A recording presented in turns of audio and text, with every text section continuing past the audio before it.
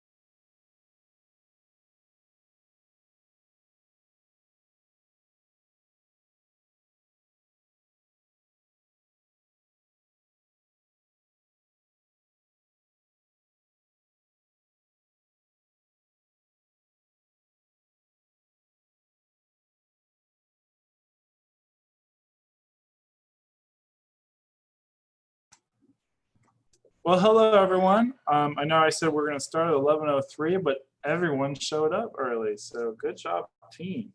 We're going to go ahead and get started, but real quick, during this presentation, just please keep your microphones muted. Because there is a small number of us, feel free to turn your video on, but just have your mics muted for this time. We will have a Q&A at the end, but if you have any questions during the presentation, please feel free to reach out.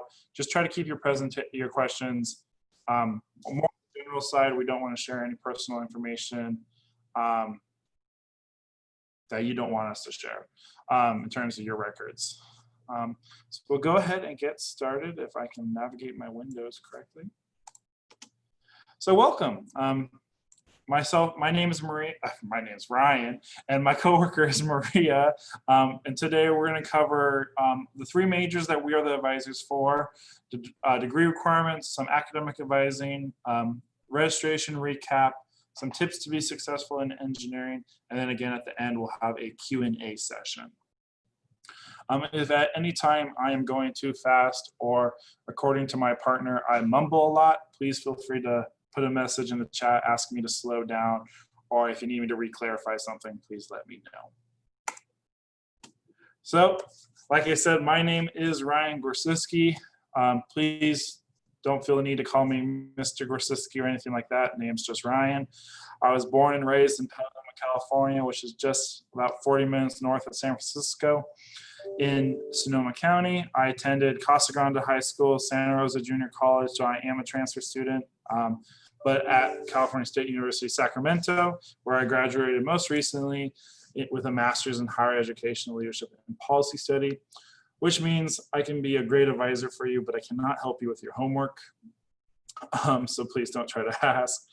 I recently joined the UC Davis family in January 2020, about a few weeks before quarantine started. So I am relatively new to the campus, but I've come with about 5 to 6 years of experience as an academic advisor. I currently live in Midtown Sacramento with my partner and our one-eyed cat named Odin, who may or may not join us during this meeting. He's currently sunbathing, so who knows what he's going to do. I enjoy axe throwing, archery, sailing, hanging out with friends, reading, video games, movies, and a whole bunch of other stuff. So I try to find some balance in my life with work. But let me go ahead and pass this off to my wonderful coworker, Maria, so she can introduce herself. Awesome. Thank you, Ryan. So my name is Maria Arellano. I was born in Mexico and grew up in a very small town called Tule, California, about 10 minutes from Oregon, so very far north. I moved to Davis in 2013, and I graduated in spring 2017 with an international relations major, along with a double major in Spanish. Had a lot of fun at UC Davis, and I decided to stay. Been living in Davis for 7 years now. I love it. I have been with the department since July of 2019, so over a year now. So somewhat new, but not as new as Ryan. Currently pursuing a master's in higher education leadership and policy studies at Sac State, so the same master's degree that Ryan pursued as well. And I just enjoy spending time with my family, my husband, and my 4 siblings. So it's always a good time we all get together. Awesome. So we're going to get into the undergraduate major. So many of you as transfer students know the direction that you're moving into, but for any reason, there is, always room to change your major if within these majors, if you had that interest. But this slide just gives a brief overview about the differences. So for biochemical engineering students, you make products that use biological resources such as living cells, enzymes, and biochemicals in a way that is safe, economical, and environmentally responsible. So the areas of application: biopharmaceuticals, biofuels, food slash beverages, biomaterials, industrial enzymes, and biochemicals. For chemical engineering, you're transforming one form of matter into another form of matter in a way that is safe, economical, and again, environmentally responsible in the areas of application of energy, design slash control chemical processes, the environment, engineering consumer products, design and processing of foods. And for those studying material science and engineering, it's the study of structural properties and performance of materials, and in order to create new materials and adapt existing materials for new use. So areas of applications is materials processing, magnetic thin films, fuel cells, nanotechnology, and materials for extreme environments as well. Many of you, as I said, you are transfer students, so you've taken some engineering courses in the past, so many of you are sure of what you would like to do. But if there's any reason that you are not sure and you would like to switch over to another major within our majors or within the College of Engineering, do let us know as soon as possible so we can set you up with maybe completing a few prerequisite courses as well, so that you can get on track. Being a transfer student, you want to not have to change your time to degree and increase your time at UC Davis. So definitely very important that you talk to us. And these are just a few courses that students take if you're not really sure. For all of you, like I said, incoming transfers, you're more set on what you would like to do, but ECH 80 is still a required course for all biochemical and engineering students as well. So that's a chemical engineering professionalism course. There are a couple other courses like EMS 2, Materials Marvels, ECH 1, the design of coffee. So if you're really interested in coffee, that's a course that you could take if you have time in your schedule. Engineering 1 is the nuts and bolts of all engineering majors in the College of Engineering. So a brief overview about each major. There are introductory courses that are typically offered in the fall and winter, so to be able to have you set to go in the spring. There are some freshman seminars or seminars for transfer students as well that are offered every quarter. There are different topics and subjects and taught by different faculty across all of UC Davis, so not just engineering. So those are some courses that you could take if, for some instance, you are taking 14 units, but you want to take the 15 units that we would like for you to take. So just a very brief overview if you're still not sure.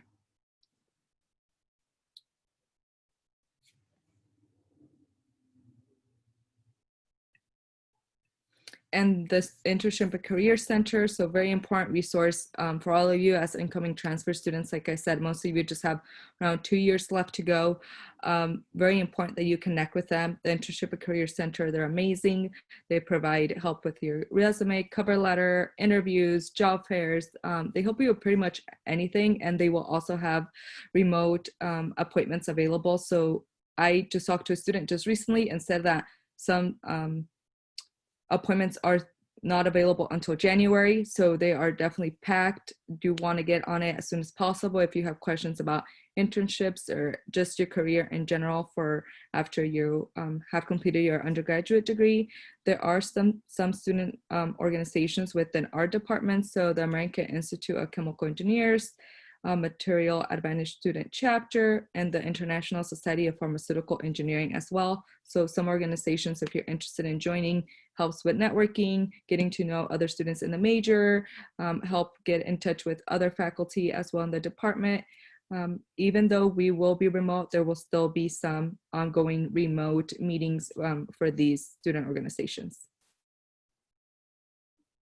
And the enrollment, so very small for transfer students. So For chemical engineering, just 5 incoming transfers, and it's a total of 419 for all students, 1 incoming biochemical engineer, and then 4 material science and engineering students. So very small, but there's a lot of advantages to having a smaller engineering major because you get to connect with faculty, smaller classes, more research opportunities with doing research and labs as well. So yeah, just kind of a brief overview of the size of the class.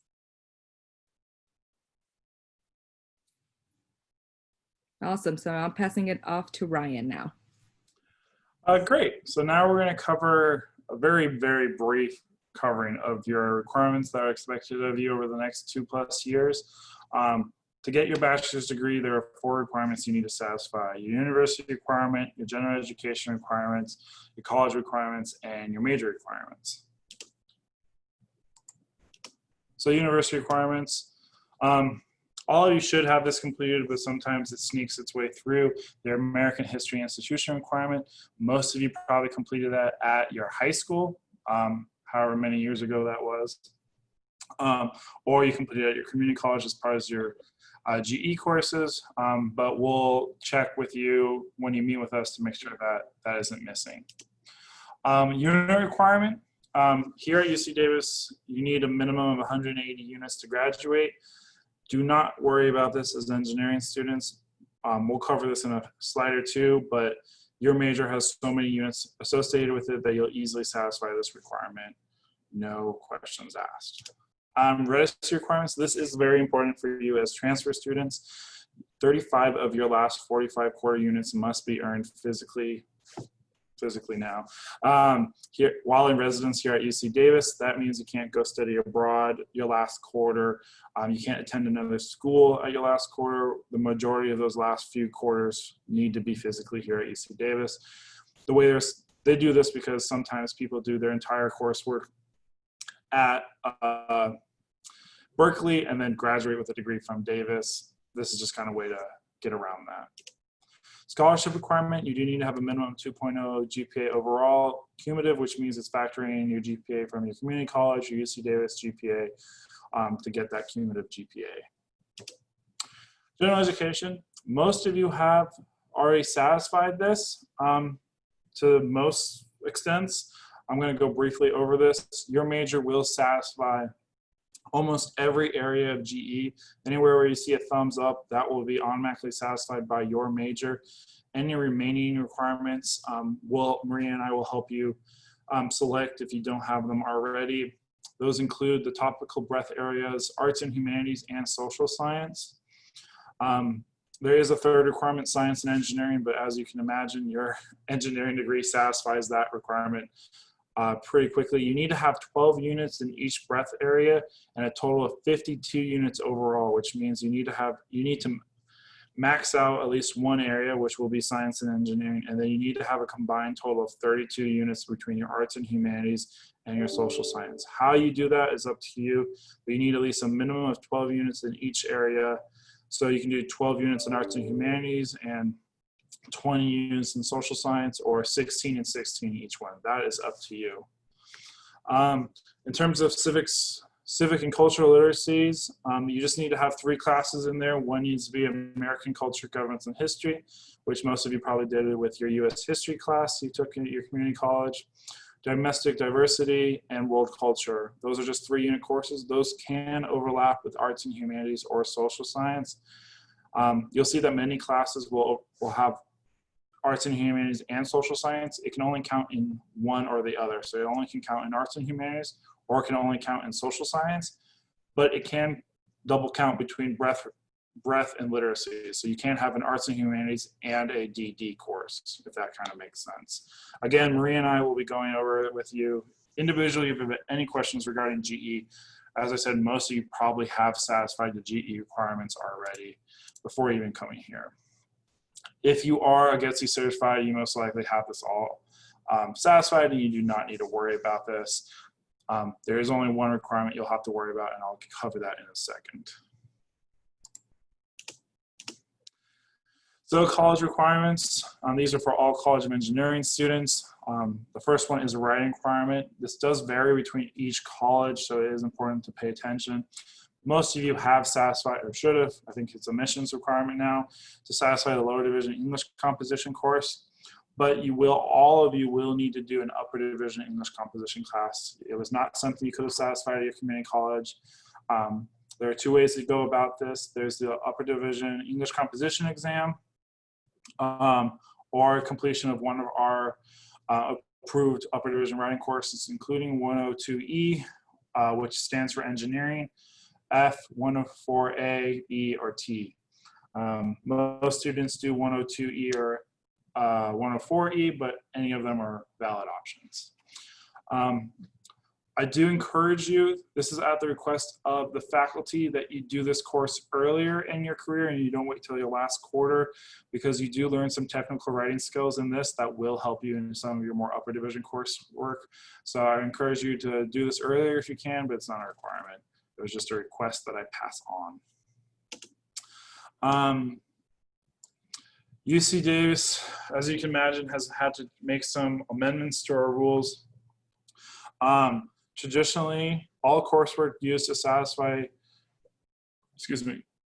course requirements towards your degree, i.e. major coursework or any coursework offered by the College of Engineering, must be taken for a letter grade, except for the fall 2020 exception, which I'll cover in a second. So as you may have been at your community college, UC Davis has two methods of grading: pass, no pass, and then the traditional letter grade. Here at UC Davis, to get a pass, that is a C- or greater, where a letter grade, a passing grade, could be a D- or greater, depending on the class. So technically a pass, no pass has a higher requirement, but anything above a C- is considered passing.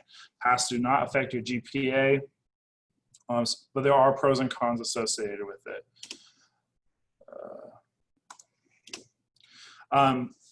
You may exercise pass, no pass grading for general education courses or unrestricted electives taken outside of the College of Engineering up to 16 units over your entire academic career here at UC Davis. So it's not per quarter, per year. This is your entire time here at UC Davis. Pro cons of pass, no pass means you can, quote unquote, not worry about the class as much and still just pass with the C- or greater. But you are limited to 16 units, which could only be 4 4-unit classes. So you gotta really pick and choose your battle here on what classes you want to use pass, no pass. Most students do not use pass, no pass, but it's an opportunity we need to talk about, because the fall 2020 exception allows major courses to be taken pass, no pass. They will count towards your 16 units, which means if you took all your classes your first quarter, pass, no pass, you most likely would use up all your unit requirements. The reason we've allowed this for this quarter is because we understand remote instruction is not ideal for most engineering courses.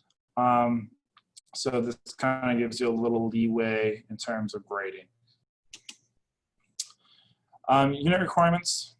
As I was talking about, you need 180 to graduate from UC Davis. As you can see, for the chemical engineering degree, overall it's 156 to 161 units. Biochemical is 162 to 166, and material science and engineering is 157 to 162. So as I said, you add in a few GEs, you'll easily satisfy the 180 units that you require.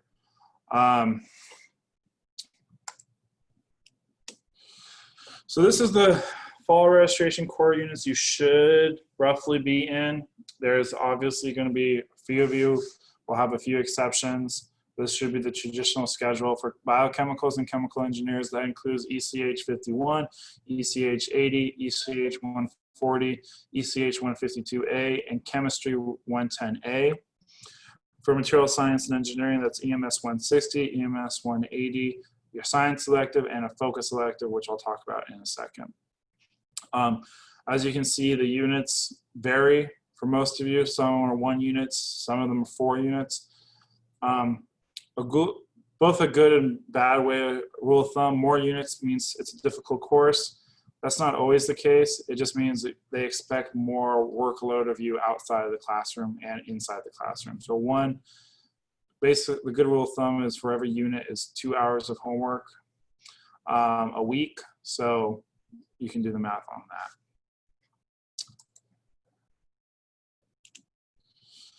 And then I'm going to pass this back off to Maria for advising holds. All right, so many of you may have noticed that an advising hold has been placed on your academic record. So if you go on your schedule builder, it will come up. It will also show an oasis. So that's totally fine. Nothing to worry about. But definitely something very important that we want to make sure that you meet with us before that time so that we can help you talk over any academic difficulties you may be encountering, maybe changing your classes, pass, no pass. Very important that you talk to us about that, especially for upper division coursework that you might be better to get a letter grade in terms of how well you're doing in the class. So failure to release your academic advising hold by the deadline will result in the inability to make changes to your schedule. So you may not add, drop coursework, or you may not be able to get off a wait list. Your situation, you might not be dealing too much with wait lists because you are transfer students, but still very important that you meet with us. And the academic advising hold email that you will receive from Ryan soon, it will lay out when the advising hold goes into effect and when you can meet with us in terms of scheduling an advising appointment. So it's very important that you look over your email so that we can provide additional information on what you need to do in order to be prepared for that appointment with us. Actually, yeah, I skipped a slide. Sorry about that. So let me go back real quick. I knew I missed something. So real quick, major electives. Each major has a unique approach to your electives, as you can see. All majors can use research and internship credit to count towards your electives. For biochemical and chemical engineering, it's your general electives. For material science and engineering, it's your focus electives. For biochemical engineering, you need to complete at least one lab course out of your electives. For chemical engineering, you can take any upper division chemistry, chemical engineering course, or material science and engineering course to count towards your electives. For material science and engineering, it's a little bit more complicated. You have 3 areas of electives: applied mathematics electives, basic science elective, and focus electives. In rare cases, you can submit course substitutions to count for these electives. But these must be discussed early on with your advisors before submission. Please plan to meet with your advisor early to plan your electives and always confirm if a course counts towards your degree. I shared with all of you earlier in the summer, and it's available on our websites, a document that outlines all your electives pretty clearly. If you have any questions about them individually, please feel free to reach out to us. We'll share our contact information again at the end of this presentation. Chemical and biochemicals, you don't have to worry about your electives too much right now. You'll start taking them near the end of your first year. Material science and engineers, as you saw from that schedule, you need to start worrying about them ASAP. So please make sure you've talked with us at least during Aggie advising. If you did not talk to us during the summer, I will have availability starting Tuesday. So please feel free to reach out to us or email us directly. Okay, back to Maria. Okay, so like I was saying about the academic advising holds, that you'll receive an email soon. So what we expect from you is to attend your annual advising appointment and have a 3-quarter academic plan prepared in advance. Most of you will already have a 3-quarter plan prepared, but do make sure you go in if there were any changes to your schedule or if there are courses that you're wanting to take, make sure to add them in there so that when we talk during your academic advising appointment, we know where your mind is in terms of what classes you'd like to take and if we recommend that workload with the other courses that you're taking for your major. So definitely come prepared with that. Do not submit the academic advising plan. You'll just save it as a draft, and all that information will be outlined by Ryan in that email he will send to all of you. So definitely come prepared with questions or materials for discussion. You can really ask us anything. If we don't know the answer to your question, we will make sure to put you in contact with the correct staff, and they can help you in terms of the questions that you may have. We expect you to come in with goals so we can help you figure that out together. Be open to feedback and alternative solutions. Some of you may not want to take a course this quarter, or might not want to take a PChem, so the Chem 110A. We might be able to help you out with different solutions. There are some classes that you will have to take regardless because they're only offered once an academic quarter. So there's some flexibility, but not as much as other majors because the engineering curriculum is so streamlined in terms of the classes you need to take. And understand and be knowledgeable about your degree requirements and university policies and procedures. So definitely make sure to check out our website so that you can get more in tune on the policies and university requirements and degree requirements as well. So it's always okay to ask for help. Seriously, ask us anything. Don't feel like it's a question that you're like, oh, should have known, but it's better to ask than to be sorry later on. We might not be able to help you. So if it's any question at all, just ask us and we'll help you out. And so what you can expect from us, so accessibility, we will be available through Zoom all this time through fall quarter. We will be working from home, so it'll be different for us as well, but definitely feel free to email us, book an advising appointment if you would like to talk about anything in general. We're here for you. We're here to listen to your questions and concerns, provide honest feedback, explore problems, seek solutions, clarify academic goals, develop a plan for achieving your academic success, and just help you understand degree requirements. I know Ryan just went through them and there is a lot to know, but don't feel like you have to memorize everything. That's what we're here to help you. We just want you to have a brief understanding and be knowledgeable of where you can find that information in case you need it right away, or we might not be able to get to you right away as well. We will make appropriate referrals to different services on campus, resources, programs if need be, and we always will maintain confidentiality pursuant to FERPA. So anything that we talk about during your academic advising appointment is confidential. We will talk about it between Ryan and I if we feel like there might be something that he and I can work on together to help you, but other than that, it's just between us. There's no one else that will know anything about your academic record or how things are going. Like always, we will make appropriate referrals if need be. Awesome. And some academic FAQs. So how many units do I need to take each quarter? 12 units for financial aid. So 12 is the minimum. You don't want to go under, or your financial aid can be negatively affected. For minimum progress, definitely 12 to 15 better than 12 in terms of making it for your Cal grant, because that's what they're pushing, the 15 units each quarter. But if you do have any questions on why you might not be making the 12, if you're at 11, we can help you out, find a different course that would be a good fit for that quarter in terms of your workload.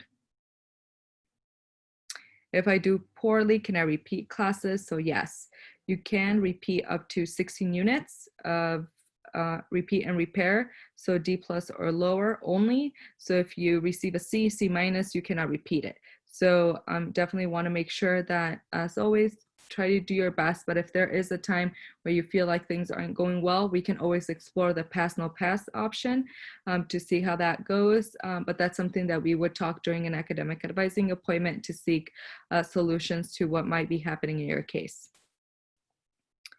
So if you can get into a required course, so just email us ASAP, reach out to us. Most of your cases, because you are transfer students, you won't have any problems. It might be those focused electives that you might be on the wait list because they have a major restriction. But other than that, for your major, you should have no issue getting into the upper division course list. If you do, let us know as soon as possible. But we haven't seen anything of that sort come up just yet. So resources, if you can find one, you didn't look hard enough. So there's so many resources on campus. We are your first resource. So appointments only through students.ucdavis.edu. That's where you would go in to make appointments with us. The availability will be up by probably tomorrow late in the morning. We will be talking about our availability. So feel free to make an appointment with us. We are your first point of contact. Like I said, if we don't have the answer to your question, we will figure it out together and provide you links or emails of that person who can help you best answer the question. So professors, they will still have office hours. There still might be some research opportunities on campus. We're not sure with everything that's happening. They are there to provide career/graduate school advice and guidance. So office hours will be held remotely. So definitely make sure you look at your syllabus, because that's where all that will be outlined or on your Canvas page once it's published. So campus resources, this is just a list of some of the resources that are the most common resources that we get students in contact with, but there's so many more. Many of these resources will still provide online advice as well remotely through Zoom. So feel free to, after this presentation, it will be recorded, so you can always come back and look at the different campus resources. You can look them up and see what their times are for the fall quarter. Some might be up, some might not, but definitely very important resources. If you have questions or have any concerns, you can reach out to us first, and we can put you in contact as well. And your fellow students, many of you, it looks like you're already starting something together in the group chat. So very important that even though it will be remote instruction, that you continue to have that sense of community building between all of you and studying together. It's still very important because many of you are taking the same courses. So if you have that community building already, it helps a lot with you're all on the same boat in terms of the classes that you're taking, can be having the same challenges. So definitely help each other out if you can. There will be tutoring as well through the department. That's free of charge with other fellow students. So that's always there as a resource, and group work, like we were just saying, very important to keep that up. And success in engineering, go to class. I know it's remote. Sometimes I might feel like, oh, it's being recorded, but you definitely don't want to have to catch up with recordings, because some classes could be a various length and time. So taking notes and understanding the material can take some time. So definitely make sure you still go to class. And just here, let's see what else is. Develop study skills early. Time management, very important in terms of the quarter system, goes very fast in compared to the semester system.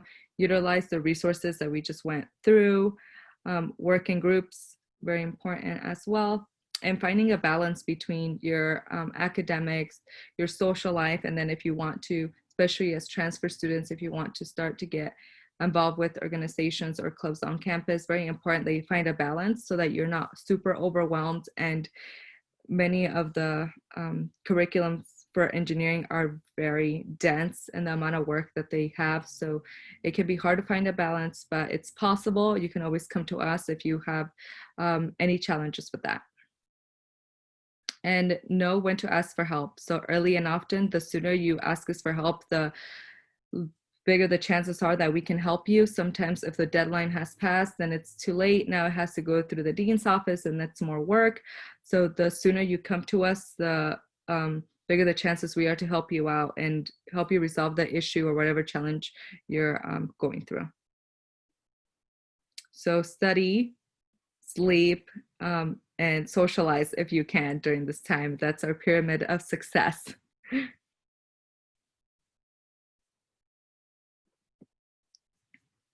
Awesome. And now I will pass it on to Ryan. Thank you, Maria. So as part of that pyramid of success was social, and getting involved is definitely a social aspect of higher education that I encourage you all to do. There are different ways you can get involved. Just doing something you enjoy, I strongly encourage you keep something that you enjoy as part of your daily routine. Just to break up, you're going to be doing a lot of studying over the next 2 years, and I encourage you to give your brain a break.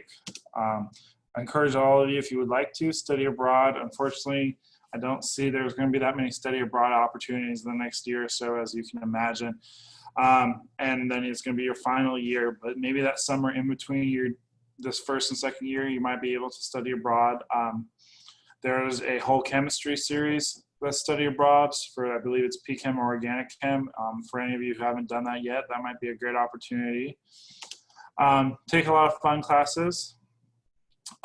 There's experimental college classes, the craft center, PE classes. May have been a few years since you've taken a PE class, but we do offer them as 1.5 unit to 1 unit free classes that are fun breaks in your day. There are freshman seminars, which are actually first year seminars for anyone who's a first year, including new transfer students, which allow you to get involved, do some cool stuff, including bike maintenance. There's a whole bunch of different ones. There's a whole website dedicated. I encourage you to search that. Campus recreation, once they reopen, there's outdoor adventures, there's the ARC, our large gym, the IB sports. I encourage you, once we're back on campus, to partake in those as well. And join a club. As we said, our clubs are pretty involved with both department leadership and doing activities and campus stuff. They should be at the Tuesday club event. If any of you are attending, I encourage you to do so. A lot of times they're the taco show at picnic day. If any of you have ever attended picnic day, AICE did a magic show a few years ago. They do a lot of cool stuff. You can find that on their website, a video of that.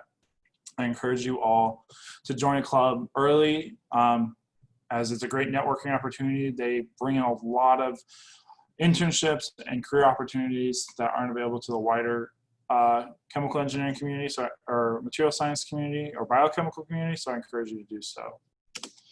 And as Maria said, there will be a few research opportunities this quarter if you'd like to partake. I encourage you to go to our website, look up the different areas of research our faculty are currently doing, look up the directory of all our faculty to find if there's anyone doing research that you're really interested in. And I encourage you to reach out to them.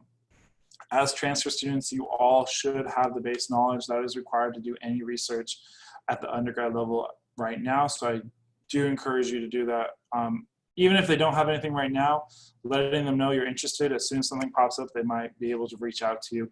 They apply to grants in a much more unstructured process, so they can show up in the middle of the quarter. So please do reach out to them whenever you feel like you want to do research. I encourage you all to do research. UC Davis is a research institution. It would be a great opportunity for you to do research here at the university level. So this is the goal when you succeed, is to take the amazing class photo on the steps. When you do get a chance to visit our campus, we do have these in our department listed on the walls for everyone who's graduated from our campus. From our programs, I encourage you to take a look. You might see fellow peers. A lot of these students do return as either grad students or alumni during our events, so it's a good opportunity to get their faces familiar. A lot of them attend our career fairs as people looking to hire, so I encourage you to one day hope to have your photo on the wall as well. And that's kind of our presentation. I know we kind of ran through it a little fast. So if there's any questions, please feel free to put them in the chat or raise your hand or just ask them. There aren't that too many of you, so we should be able to manage this pretty okay. Those are links to our websites. In terms of contacting Maria or myself from this point forward, I encourage you to use the dash advising, unless it's something Maria and I have already talked to you about before. If you have a new inquiry or question, use the dash advising email, because that goes to both Maria and I at the same time. If, say, I'm out sick one day suddenly, and you still email the dash advising email, then Maria can still respond to your emails and vice versa. Or if we're in a meeting and the other person's not, we can get to it a much more quickly if you do the dash email, especially during those first few weeks. First week, it's going to be pretty busy. So if you use the dash advising, at least someone can get to you. And we're pretty quick on our emails, so please do feel free to reach out. But yeah, feel free to ask any questions. Or if you want to send it to me privately or in an email, please feel free to do that as well. Is it still possible for transfer students to do departmental honors, or is it too late for that? So we do have an honors program for both both departments. in the next week or so, I should find out if we have any open slots. If it does, if we do have open slots, I will be reaching out to all of you who qualify with an extending an offer. We just have to determine how many slots we have open. But we do have an honors program. Our honors program, just to give you a brief overview, is separate from the university honors program. You do receive up to $2,000 in funding. It is a 2-year minimum, so it is kind of a either we offer it this year or not. You get money. You get to do research with a faculty member directly, or their research group being a TA. And you get to, when you graduate, we give you a bunch of swag. You can still graduate with an honors GPA, and it will still pop up on your transcripts, even if you're not in our honors program. Our honors program is more the supplemental experience. You can still graduate with honors outside of the honors program. And so would that GPA be like our community college GPA or like first quarter GPA? It's based off your, I believe it's your cumulative GPA. For applying, it will be based off your admissions GPA. Cumulative, if by the time I open the slots, and I might just pull your engineering GPA. We're still figuring, I've still got to figure that out. But yeah, we'll be pulling off the GPA you applied with. And if you want to know what the honors GPA is, that's listed in the catalog. It changes each year because it's just the top 16%. I don't remember what it is right now. I think it was 3.6. Our GPA, as you can imagine, is a little bit lower than everyone else's because you guys have to do all the tough stuff. Okay, let me see if I can get all the questions.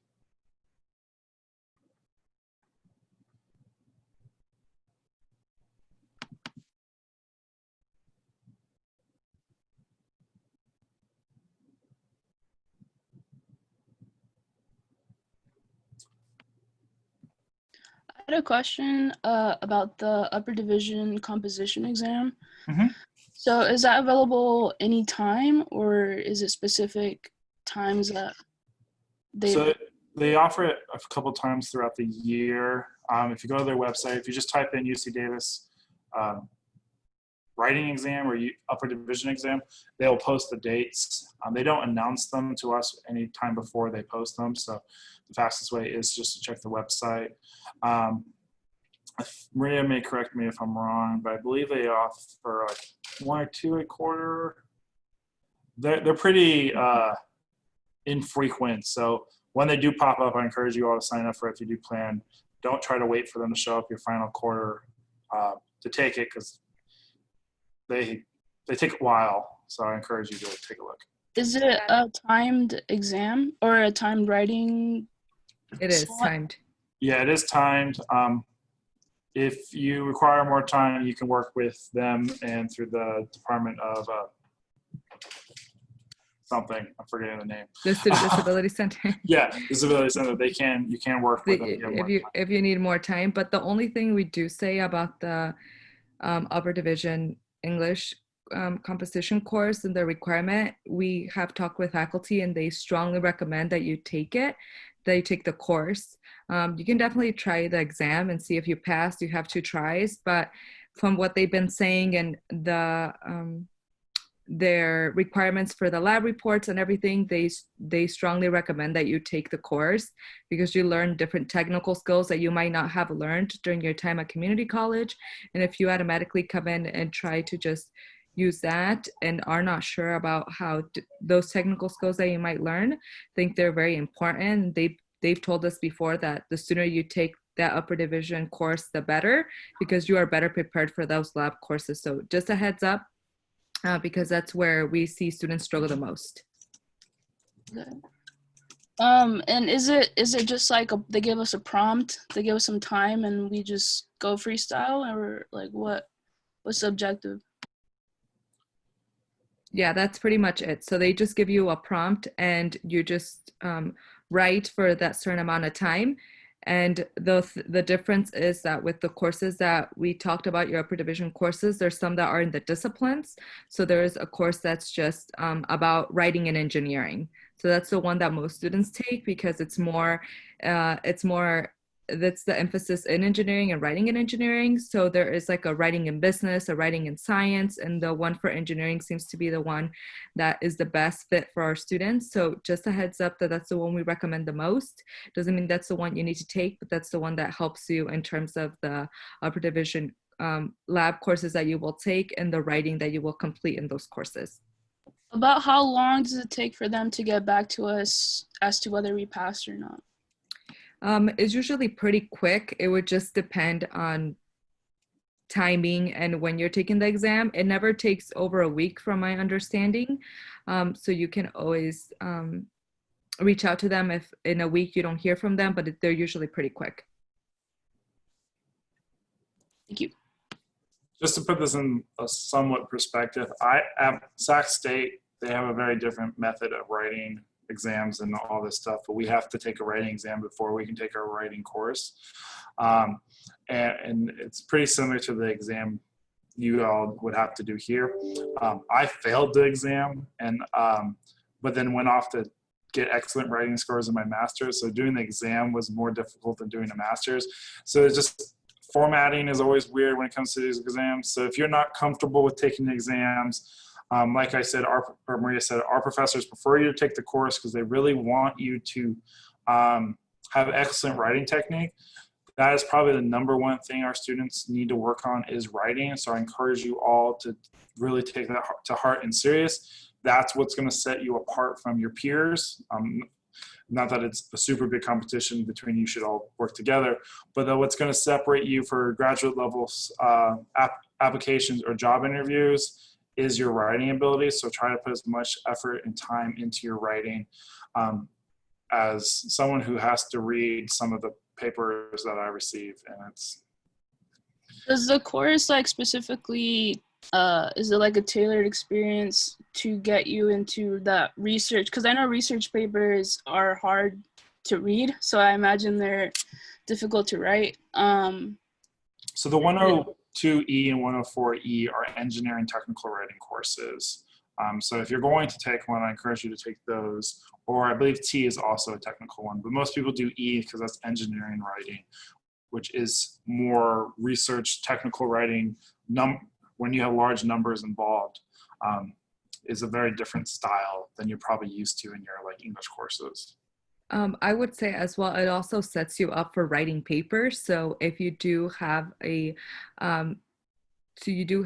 lab where you're doing research that can help with creating the report that you might be able to use for your like chemical engineering or biochemical engineering electives, because the professors, they're all looking for like 4 to 10 page reports. So it's like these reports that you have to be super detailed and have to meet specific requirements. And that's what some students struggle with, especially with the writing and just the technical writing and engineering in general. So I would echo what Ryan said. Those are the ones we recommend. You know, we don't want to discourage you from taking the exam. You can if you want, but we have talked to students in the past who took the exam and have struggled with their writing, with the lab reports and all the other requirements that those upper division courses may have in terms of the writing. So just a heads up, we don't want you to think that we're discouraging you from taking the exam. It's great because then you don't have to take the class, but some students actually come around and pass the exam and actually take the course later on because they feel like they missed out because their peers might have taken the class before and might have done better in terms of the writing. So just a heads up. And Ryan is right about the graduate. So my position works with graduate students, and it's the same thing. There's some that come in that have strong writing skills, and you can see that because maybe they have peer-reviewed papers that have been published as well. Any other questions, comments, concerns? Before my cat knocks everything off my table? Are we gonna be expecting all our professors to be on Canvas, at least having a Zoom link available if they're not gonna use Canvas for other purposes? Yeah, so not all of them have to use Canvas. We strongly push them and push and push and push, but not all of them will use Canvas, but all of them will be available for office hours via Zoom or whatever. They should all be using Zoom. but it is a requirement for all professors to hold office hours if they are teaching that quarter. So if you run into a professor who's not holding office hours, please, and they're a chemical or material science, please let us know so we can reach out to the department chair. Even if it's someone outside of our department, please let us know. We can reach out to those advisors. But all professors need to be holding office hours this every quarter, not just this quarter. They don't have to use Canvas. There are other platforms that they can use, but most choose to use Canvas, especially with remote instruction. But we should expect some kind of correspondence, if not correspondence on our part, to get that information. They should be sending that out to you by hopefully end of the week. If you haven't heard from your professor by Wednesday or end of day Wednesday, feel free to reach out to them. Make sure there isn't a glitch on their roster. They might have pulled an old roster. They might not be using an updated roster. If you were on the wait list or you did a late change. But if you haven't heard anything by now or you don't hear anything by Wednesday, feel free to reach out to them. You'll never get in trouble for reaching out to a professor or an advisor. We'd like to hear from you. Yeah, and sometimes what may happen is a faculty will see the Canvas site and they won't publish it. It will be unpublished for the students, so the students may not see it, but they see it on their end. So that might be something that happens sometimes. But because we did a remote instruction in the spring quarter, most of them should be familiar with it already. We didn't, even then when we moved right away into remote instruction, they didn't seem to struggle with it. We didn't really get a lot of questions about Canvas not showing up. Sometimes with the start of the quarter, they'll publish it the day the class is, like just a few hours before. So even if it's then, sometimes they publish it very close to the start of the class. So don't panic for now, but if you don't hear from them, do reach out to them, or you can reach out to us so we can ask them to see what might be going on, or if they are experiencing glitches. Faculty don't need to be back technically until tomorrow. So you might get a lot of emails tomorrow saying they're active. If you haven't heard anything, their summer ends to Friday, technically last Friday. And they're all supposed to be back to work on Monday with instruction starting on Wednesday, unlike your advisors who have been here every day. But any other questions? We got about 10 more minutes. I have a question. Yeah. So I know that the Shields library is going to be open, but is there an engineering library or a study room for engineers that's going to be open on campus as well? Most of our buildings are closed. As you can see, Maria and I are still working from home. They don't expect, we won't be back on campus. They're limiting who can be in our buildings and on campus. There may be a few study rooms open throughout campus, but I probably would bet there is not. I believe Shields Library has a few that they're limiting capacity for, but I would have to double check. But as far as I know, any engineering specific stuff, all our buildings, except for a few of our key labs, are going to be closed and locked. I do know that they had the 24-hour study room available in Shields. I don't know how things are going to be working now. I think there's more information on their website, but that's one of the rooms because it's more spaced out and it's just a room you can do like the 6 feet apart kind of thing. The library, I don't know how it will be because some parts it was for like groups that were studying, some were individual. We haven't been on campus. I mean, I haven't been in the library since like over a year now, and we've been working from home since March, so it's hard to tell. But on their website, they should have outlined guidelines and everything else that they're following, but the 24-hour study room should be available. It just depends on the times that will be available. But other than that, we don't really know much about areas in the engineering buildings because like Ryan said, most buildings will be closed as there won't be any in-person instruction, or there's no reason for any student to be going to those areas.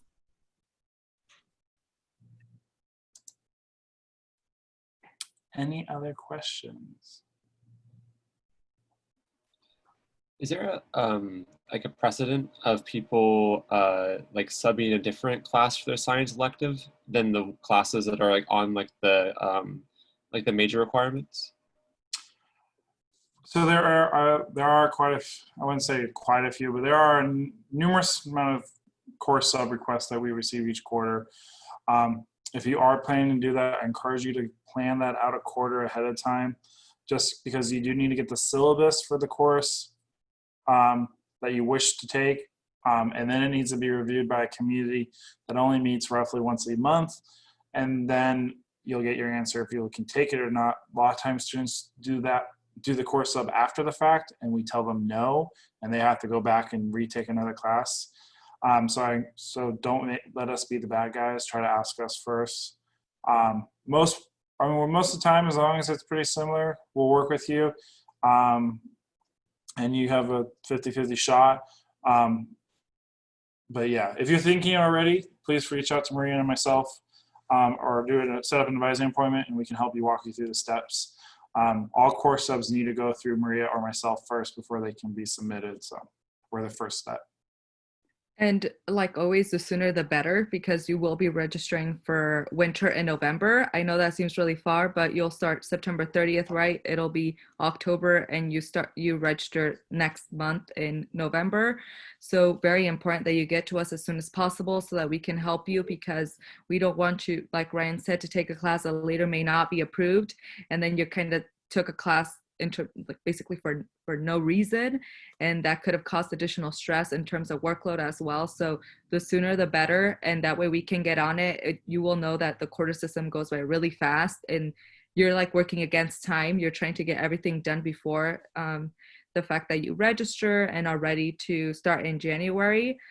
There still could be changes made, but the more solid your schedule is during your first pass time, the better, because then you don't have to worry about getting off wait list or getting anything approved. So if you are thinking about that, I would echo what Ryan said. Reach out to the faculty, get a syllabus from them. That's all we need. And then we can bring it up to our faculty committee. Cool, thank you.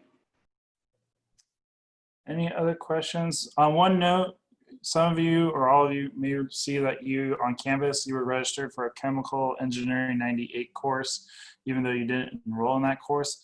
That is just a resource from our Geek Squad for programming assistance. If you need any help with MATLAB or Python, that is a portal for you to go get resources from our Professor White, who's in charge of our Geek Squad, which helps with chemical engineering and material science programming assistance. He's also a good professor for all of you to get to know. He is our kind of in charge undergrad professor. So he's a pretty cool guy too. So feel free to reach out to him if you have any questions from a professor side of things. But any last questions before we wrap up? Like I said earlier, Maria and I will be available. You may not see any availability for appointments right now if you go to the website, but come Monday morning, late Monday morning, we will have that all up and running for the fall quarter. So please feel free to make any appointments if you have any questions. Use the dash emails if you want to send us any questions without setting up an appointment. But I'll leave it open for any last minute questions. And otherwise, you've all been a great audience.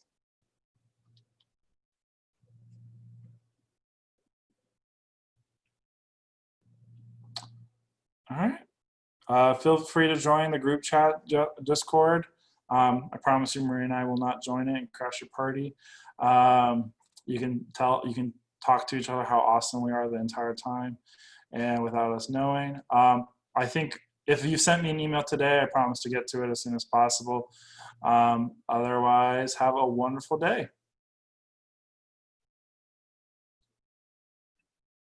Hi, everyone. Thank you. Bye.